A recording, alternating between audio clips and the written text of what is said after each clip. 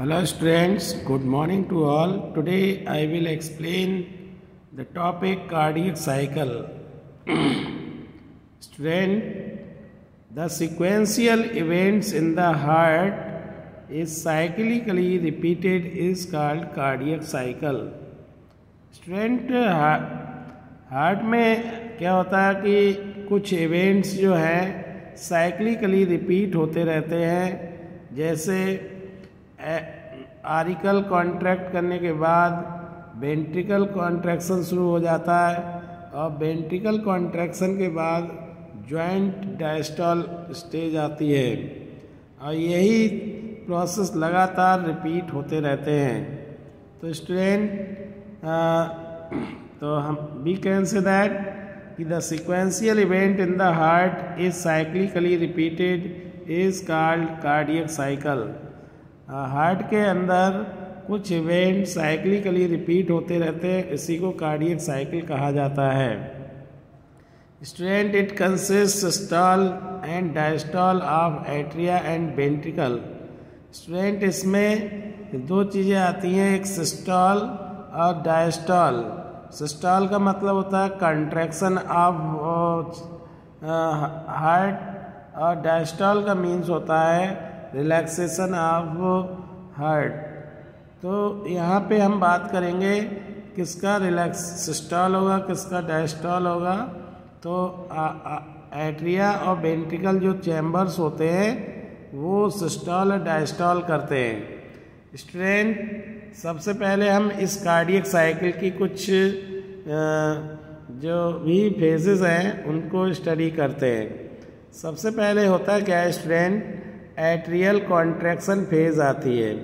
ये 0.1 सेकेंड की फेज होती है और स्टूडेंट एक कार्डियक साइकिल जो होती है वो 0.8 सेकेंड नॉर्मली उसका ड्यूरेशन होता है।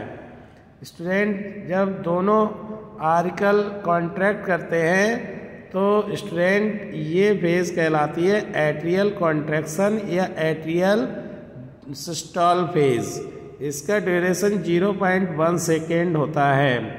फिर इसके बाद जैसे ही एट्रिया कॉन्ट्रैक्ट करता है तो यहाँ से अगर राइट एट्रियम की बात करेंगे तो राइट एट्रियम से जो डीऑक्सीजनेटेड ब्लड है वो वेंट्रिकल में पहुँच जाएगा और स्टूडेंट जो लेफ्ट एट्रियम है वहाँ से ब्लड जो है कॉन्ट्रैक्शन के दौरान या सिस्टोल के दौरान वेंट्रिकल्स में आ जाता है। तो ये बहुत ही फास्ट रैपिड कॉन्ट्रैक्शन होता है। इसमें एट्रियम एकदम से जो ब्लड होता है डीऑक्सीजनेटेड और ऑक्सीजनेटेड ब्लड एट्रियम में वो वेंट्रिकल्स में पहुंच जाता है।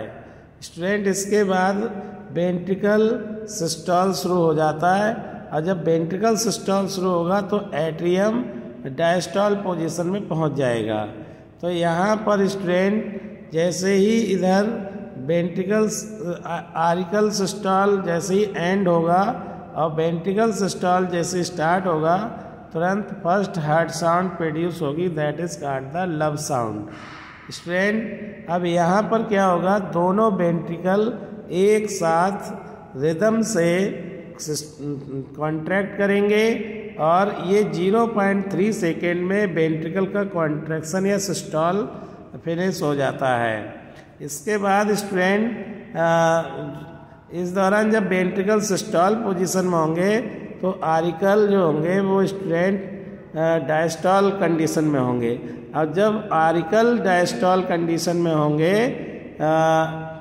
तो एट्रियम सिस्टोल कंडीशन में होगा। तो यहाँ पर बात सिंपल सी है कि इधर सबसे पहले एट्रियम जो है कॉन्ट्रैक्शन करेंगे 0.1 सेकेंड में, फिर 0.3 सेकेंड के अंदर वेंट्रिकल अपना ब्लड जो है पंप कर देंगे ऑल बॉडी पार्ट्स में, जिससे ये ड्यूरेशन 0.3 सेकेंड की होगी। इस दौरान वेंट्रिकल कॉन्ट्रैक्शन करेगा, सिस्टोल पोजीशन में होगा।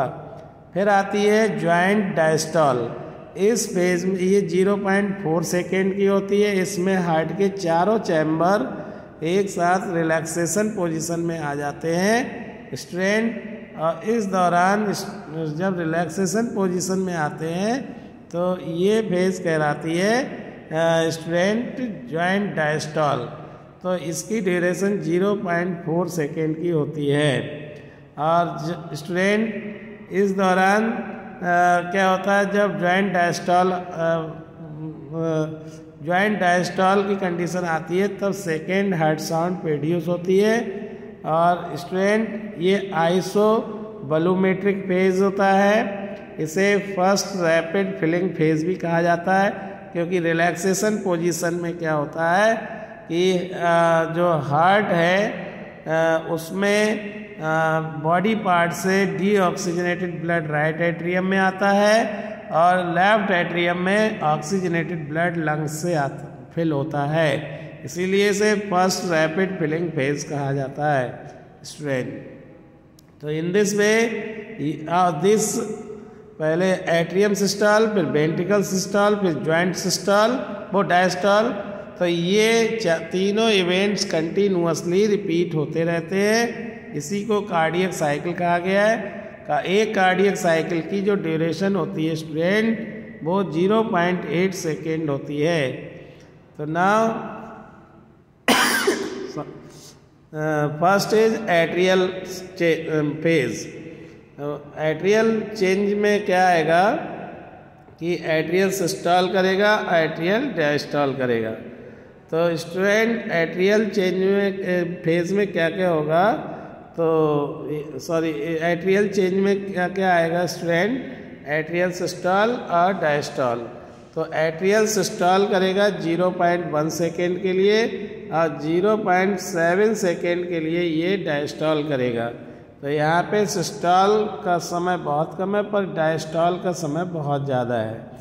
तो स्टूडेंट अगर आपसे कोई पूछे कि एट्रियम एक कार्डियक साइकिल में कितने सेकेंड के लिए सिस्टॉल करेगा, कितना सेकेंड वो रिलैक्स करेगा, तो आप बता सकते हैं 0.1 सेकेंड कॉन्ट्रैक्ट करेगा और 0.7 सेकेंड तक वो रिलैक्स करेगा। अब स्टूडेंट वेंट्रिकल चेंज क्या क्या होंगे, वेंट्रिकल सिस्टॉल और वेंट्रिकल डायस्टॉल होगा। वेंट्रिकल सिस्टॉल 0.5 सेकेंड तक होगा और वेंट्रिकल डायस्टॉल स्टूडेंट 0.3 सेकेंड। तो यहाँ वेंट्रिकल का जो हम देखें 0.3 सेकेंड तक सिस्टॉल और 0.5 सेकेंड तक डायस्टॉल करेगा। ये चेंजेस आएंगे वेंट्रिकल में। तो स्टूडेंट अब बात करते हैं यहाँ पे सब कुछ सीक्वेंस जो हमने कार्डियक साइकिल के दौरान देखे वो क्या क्या थे। सबसे पहला था जॉइंट डायस्टॉल। इसमें क्या होता है, एट्रियम राइट एट्रियम में डीओबी फिल होता है सुपीरियर वेना कावा से और इंफीरियर वेना कावा से, दोनों से डीओबी जो है राइट एट्रियम में आके फिल होता है और लेफ्ट एट्रियम में ऑक्सीजनेटेड ब्लड पल्मोनरी वेन से फिल होता है जो लंग से आता है। तो स्टूडेंट इस जॉइंट डायस्टॉल की जो ड्यूरेशन है वो 0.4 सेकेंड तक होती है। फिर आता है स्टूडेंट एट्रियल सिस्टॉल या वेंट्रिकल डायस्टॉल। जब एट्रियम सिस्टॉल करेगा तो वेंट्रिकल सिंपल सी बात है कि डायस्टॉल करेगा। तो इस दौरान क्या होता है, एट्रिया जो होते हैं वो कॉन्ट्रैक्ट करते हैं और वेंट्रिकल कॉन्ट्रैक्ट करेंगे और जो आपका पंप करेंगे ये ब्लड को स्टूडेंट डायस्टॉलिक वेंट्रिकल्स में। जो वेंट्रिकल जो रिलैक्सेशन पोजीशन में होते हैं उसमें ये ब्लड को पंप करेंगे और ये ड्यूरेशन 0.1 सेकेंड की होती है। ये मैं पहले ही बता चुका हूँ। नेक्स्ट है student ventricle systole and atria diastole. इस दौरान क्या होता है स्टूडेंट, वेंट्रिकल जो है कॉन्ट्रैक्ट करेगा जिसमें डीओबी जो है वो राइट एट्रियम से फ्लो होकर के लंग्स में जाएगा ऑक्सीजनेशन के लिए, जबकि ओबी जो है लेफ्ट एट्रियम से लेफ्ट वेंट्रिकल से स्ट्रेन फ्लो करके बॉडी पार्ट्स में ये ब्लड जो है ऑक्सीजनेटेड जाएगा। तो ये ड्यूरेशन 0.3 सेकेंड की होती है। अब स्टूडेंट यहाँ पे स्ट्रोक वॉल्यूम अगर हम बात करें तो वेंट्रिकल जितना ब्लड पंप करेगा एक कार्डियक साइकिल में वही कहलाएगा स्ट्रोक वॉल्यूम। तो student again I am telling the ventricles pump out the approximately 10 ml of blood in 1 cardiac cycle. एक कार्डियक साइकिल में लगभग 10 ml तक ये ब्लड को पंप करता है। इसी को स्ट्रोक वॉल्यूम कहा जाता है। अब बात करते हैं कार्डियक आउटपुट की। कार्डियक आउटपुट स्टूडेंट क्या होता है, देखिए stroke volume into heart beat. Heart beat की मल्टीप्लाई स्ट्रोक वॉल्यूम से करते हैं तो जो प्रोडक्ट आएगा this is called the cardiac output. अब स्ट्रोक वॉल्यूम जो अभी मैंने बताया लगभग 70 ml, यहाँ पे 10 ml नहीं स्टूडेंट, 70 ml ब्लड जो है वो एक स्ट्रोक वॉल्यूम का अमाउंट होता है। तो वेंट्रिकल एक बार में एक कार्डियक साइकिल में 70 ml ब्लड जो है वो पंप करता है, वो 1 मिनट में नहीं, एक कार्डियक साइकिल में जो 0.8 सेकेंड में कंप्लीट होती है। तो 70 ml इसका स्ट्रोक वॉल्यूम है और हार्ट बीट 1 मिनट में 72 टाइम होती है और इन दोनों की मल्टीप्लाई करेंगे तो 5040 ml आएगा। इसी को हम कह सकते हैं लगभग 5 लीटर ब्लड जो है हार्ट का कार्डियक आउटपुट होता है 1 मिनट में। तो इसे कह सकते हैं the volume of blood pump out by each ventricle पर minute is called the cardiac output.